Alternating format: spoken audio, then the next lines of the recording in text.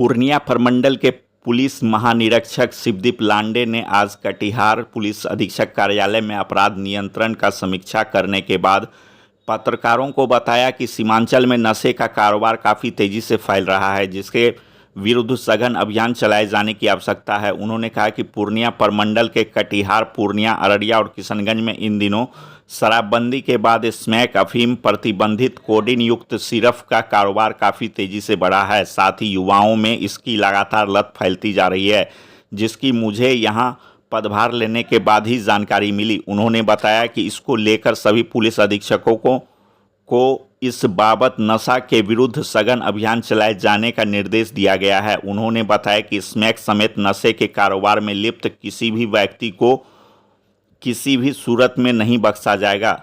श्री लांडे ने पत्रकारों से बातचीत के क्रम में अपील करते हुए कहा कि युवाओं को आज जागरूक होकर इसके विरुद्ध सघन अभियान चलाए जाने की आवश्यकता है, क्योंकि बिना जागरूकता का इसे नहीं रोका जा सकता। साथ ही उन्होंने कहा कि बीते वर्षों के दौरान सीमांचल के क्षेत्र में भूमि विवाद के मामले में काफ़ी कमी आई है। साथ ही भूमि विवाद के निपटारे को लेकर के कटिहार, पूर्णिया, अररिया और किशनगंज पुलिस के द्वारा विशेष अभियान चलाया जाएगा।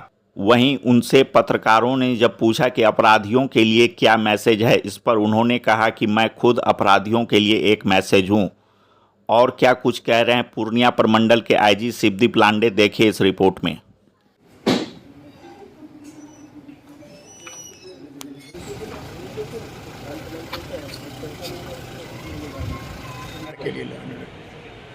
एक ओवरऑल रिव्यू भी लेने आया था, स्पेशली क्राइम से रिलेटेड।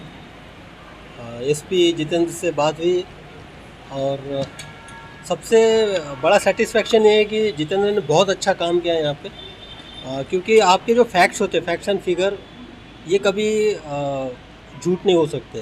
तो जो फिगर्स देके, फॉर एग्जांपल के तौर पे बताऊँगा कि जनरली ये आने से पहले यहाँ पे 80+, 85+ और 2020 में तो 90 हत्याएँ हुई थी।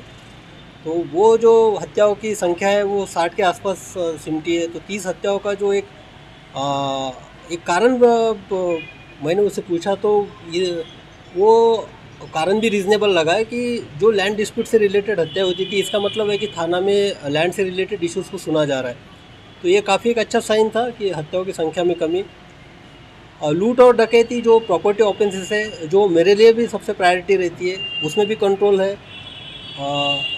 कुछ इम्पोर्टेंट जो क्रिमिनल्स थे, जैसा मैंने पूछा कि यहाँ पे अभी फ़िलहाल में कौन आपको लगता है कि सबसे इम्पोर्टेंट क्रिमिनल है, तो जो लालू साहनी का जो नाम आ रहा था, जो स्पेशली ज्वेलरी केस में रहता है, वो साहिबगंज जेल में। मैं यहाँ कुछ दिन के लिए आया था पहले, 4 दिन के लिए। तो एक मनियारी पे मैंने ऑपरेशन चलवाया था, तो उस बारे में मैंने स्पेशली पूछा कि मनियारी घाट का क्या हाल है करके। तो ये काफ़ी अच्छा लगा मुझे कि उस वक्त एक इनिशिएट हुआ था एक्शन, उसके बाद इसका ऑक्शन हुआ है और ये पर्सनली प्रेजेंट होकर उस ऑक्शन 8+ CR में, 8+ CR का उसका ऑक्शन का मनी था। तो इसका मतलब आप देख सकते हैं कि जो वो रैकेट चल रहा था, 8 करोड़ का तो मिनिमम उसका जो था, मिनिमम 8 करोड़ का, तो उसमें एक सिस्टमेटिक करप्शन के तौर पे काम हो रहा था।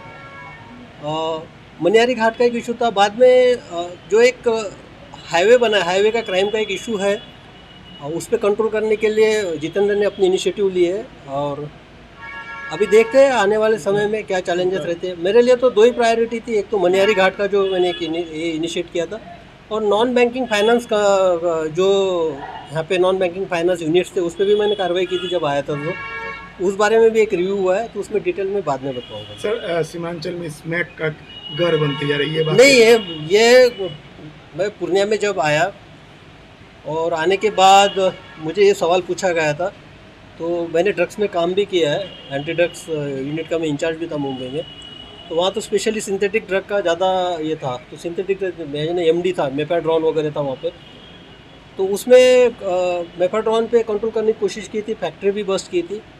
तो मुझे ये डर है यहाँ पे कि अगर सिंथेटिक ड्रग यहाँ पे आ गया तो उसको हम किस तरह से उस चैलेंज को फेस करेंगे, क्योंकि it's a very dangerous sign अगर सिंथेटिक ड्रग यहाँ इंट्रोड्यूस होता है तो। और बात यह है कि आप ये सवाल पूछ रही है, नहीं, जैसे मैंने सरकारी मोबाइल यहाँ पे पूर्णिया का हाथ में लिया, मोस्टली जो समस्याओं के मैसेजेस है, या तो सोशल मीडिया में जो एक पोस्ट डाला था उसके बाद भी जो मेरे कमेंट आ रहे हो, जो मैसेजेस आ रहे हैं, वो स्पेशली एक समस्या को इंगित कर रहे हैं, वो कि स्मैक की समस्या, यहाँ पे ड्रग्स की समस्या, युवाओं जो इस ड्रग्स के इसमें जा रहे हैं। तो मैं ये बताना चाहता हूँ कि no one can do drugs without your consent.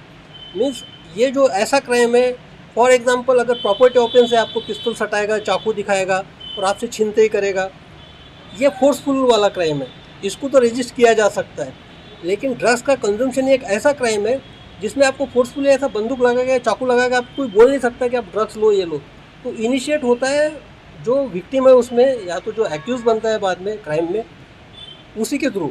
तो इसके लिए ये दोनों डायमेंशंस इंपॉर्टेंट है। हमारे एनफोर्समेंट एजेंसीज का डायमेंशन जो है ही, उसके साथ साथ समाज का और जो अभिभावक है बच्चों के, उनका भी बहुत बड़ा रोल इसमें आता है। इसमें एक पूरे सीमांचल के लिए एक बहुत बड़ी एक स्ट्रैटेजी बनाने की ज़रूरत है, वो एक ड्राइव चलाने की ज़रूरत है। कुछ कंज्यूमशन केसेस का जो एक होता है, वो एक यहाँ पे SOP बना के इम्प्लीमेंट करने की आवश्यकता है।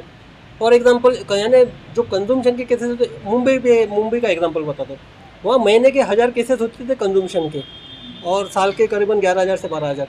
तो कंज्यूमशन के केसेस का एक ड्राइव यहाँ पे चलाना पड़ेगा। NDPS एक्ट में उस तरह के प्रावधान भी है। तो एक बार हम चारों SP के साथ बैठेंगे, डिटेल में इसमें एक स्ट्रैटेजी करेंगे, क्योंकि ये एक समस्या मुझे सीमांचल में दिख रही है। और ये जो है, ये डायरेक्ट लिंक है रोड क्राइम से, जो लूटपाट या CSP संचालक से लूट, मोबाइल लूट, चेन स्नैचिंग। अब देखिए, ये जो मोबाइल लूट होती है या चेन स्नैचिंग होती है, कुछ भी छीनते ही होती है, तो जो भी छीनते वगैरह करता है, वो उसके बाद जो परचेस करता है वो ड्रग्स ही करता है, ड्रग्स कंज्यूमशन के लिए करता है, अपने लाइफस्टाइल के लिए करता है। तो ये हम आने वाले समय में इसमें डेफिनेटली हम कोई ना कोई रास्ता निकालेंगे। सर, अपराधी के लिए क्या मैसेज क्या है अपराधियों के लिए?